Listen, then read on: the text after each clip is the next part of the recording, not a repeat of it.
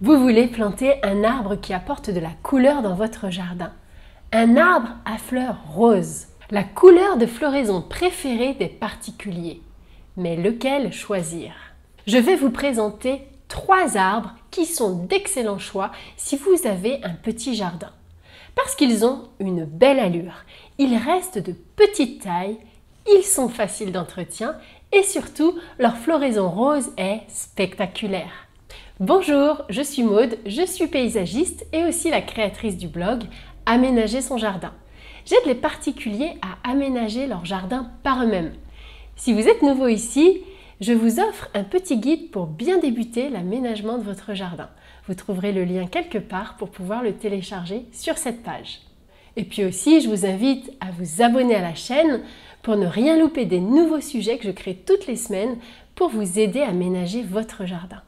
Allons-y, voyons 3 arbres à fleurs roses pour un petit espace. Numéro 1, l'arbre de Judée, un arbre à fleurs roses au printemps. Sous la dénomination d'arbre de Judée, vous trouverez le classique Cercis siliquastrum, qui est l'arbre de Judée classique. Il fait environ 6 mètres de large par 6 mètres de haut à taille adulte. Mais vous avez aussi d'autres variétés, notamment les Cercis canadensis, que je vous recommande particulièrement. Pourquoi? Parce qu'ils sont moins exigeants sur le pH du sol. Et puis, ils résistent très bien au froid, beaucoup plus que la version classique de l'arbre de Judée. Certaines variétés de Cercis canadensis sont vraiment en plus de petite taille. Par exemple, 1 mètre de large par 1 mètre de haut, toujours à taille adulte. C'est le cas du Cercis canadensis rubifols par exemple. Tous ces cultivars de petite taille sont très décoratifs par leur feuillage, mais aussi surtout par leur floraison rose.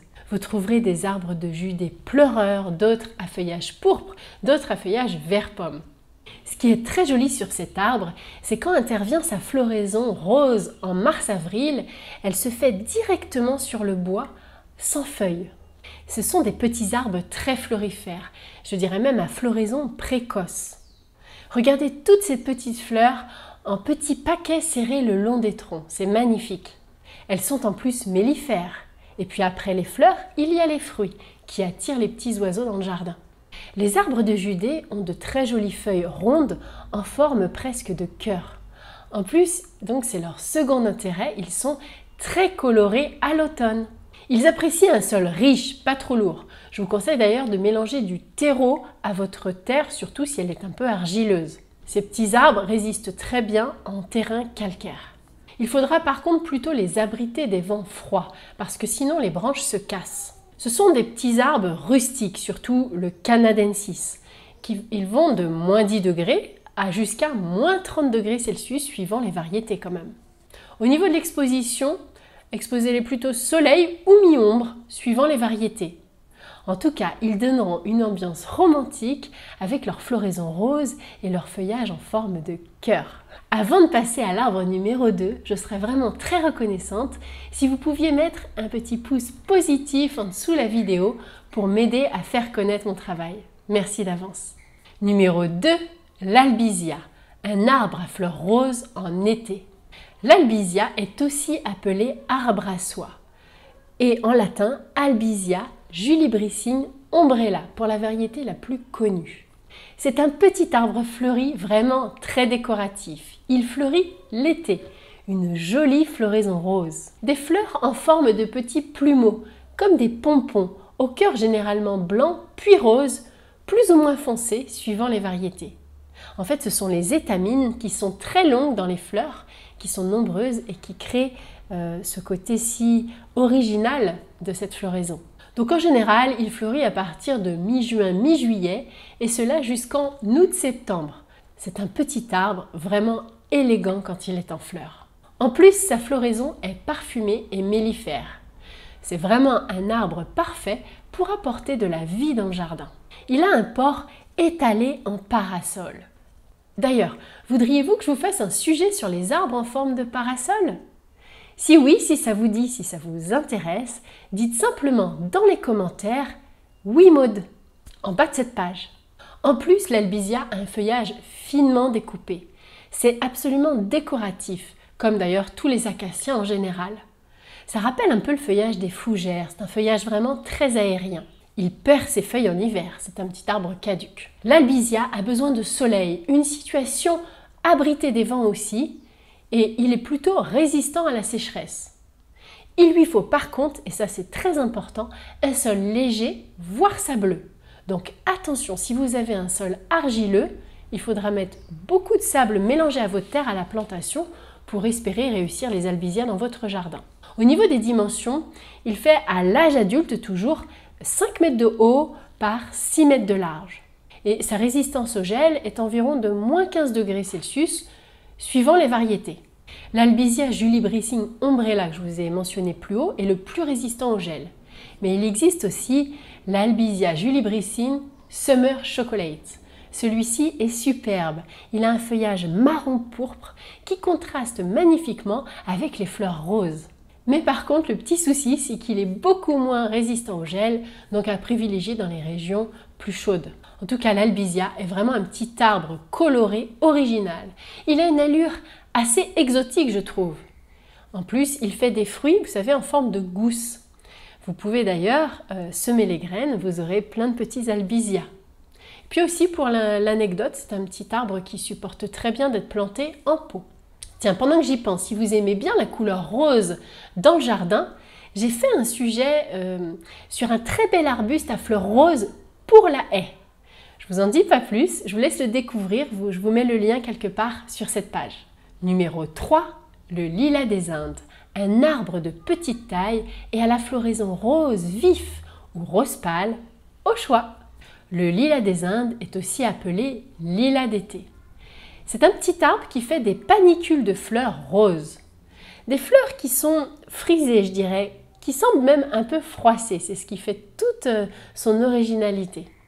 Donc cet arbre se recouvre entièrement de fleurs roses, plus ou moins vives.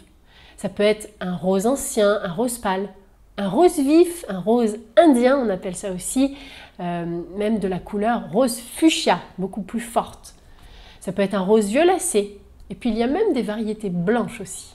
Le gros atout de ce petit arbre, c'est qu'il a une longue floraison, de juillet à octobre tout de même. Donc il fleurit vraiment longtemps. Vous trouverez cet arbre soit sur un seul tronc unique, déjà formé en tronc, ou soit en petit buisson qui formera en fait un arbre en cépé. C'est comme un arbuste avec plusieurs troncs qui partent de la base. C'est aussi une autre possibilité. C'est également un arbre qui se comporte très bien dans un pot, pour information. Le lilas des Indes a besoin de soleil et d'être abrité du vent. Sachez que plus il sera à la chaleur du soleil, plus il fleurira abondamment. C'est le secret. Par exemple, c'est un arbre idéal à positionner contre un mur exposé plein sud, par exemple. Si vous avez un lilas des Indes qui ne fleurit pas beaucoup, c'est certainement qu'il manque de soleil. Au niveau des dimensions, comme je vous disais, c'est un petit arbre. Il fait environ, à l'âge adulte, toujours 3 mètres de large par 4 mètres de haut. Puis il existe aussi des variétés plus ou moins naines, sachez-le. Sa résistance au gel est de moins 17 degrés. Il apprécie les sols frais, bien drainés et avoir la tête au soleil toujours pour fleurir abondamment. Je vous conseille de mettre un paillage au pied par exemple avec des copeaux de bois pour garder la fraîcheur du sol. Attention si vous avez un sol trop sableux, par exemple en bord de mer, qui ne retiennent pas bien l'eau, ça ne plaît pas beaucoup au lilas des Indes. Le lilas des Indes aime bien les terres acides, fraîches et drainantes. Il n'aime pas trop les sols calcaires. Il préfère plutôt les sols neutres à acides. Pensez à bien l'arroser, surtout quand il est jeune. Après, plus il grandira, plus il deviendra résistant à la sécheresse. En plus, le lilas des Indes est un arbre aux multiples atouts. En plus de sa jolie floraison rose, c'est un arbre au feuillage coloré à l'automne. Il devient vraiment somptueux en automne. Et puis l'hiver, il est encore joli parce qu'il a une jolie écorce beige qui semble sculptée au couteau. Avec ses branches tortueuses, il a une jolie structure, je trouve. Au niveau de l'entretien, l'idéal, c'est de lui faire tous les ans une taille sévère. Le fait de faire cela augmentera sa floraison. Je vous conseille de garder que les branches principales et d'enlever toutes les petites branches. Vous pouvez faire cette taille en fin d'hiver. En tout cas, cet arbre à floraison rose apportera une ambiance romantique. Surtout si les fleurs sont plutôt rose pâle. S'ils sont plus rose vif, l'ambiance sera, je trouve, plus exotique. Maintenant, dites-moi dans les commentaires, Lequel de ces arbres à floraison rose vous avez préféré? Avez-vous d'autres idées d'arbres à fleurs roses à proposer? Et puis n'oubliez pas de me dire dans les commentaires si vous voulez que je vous fasse un sujet sur les arbres en forme de parasol pour vous protéger du soleil.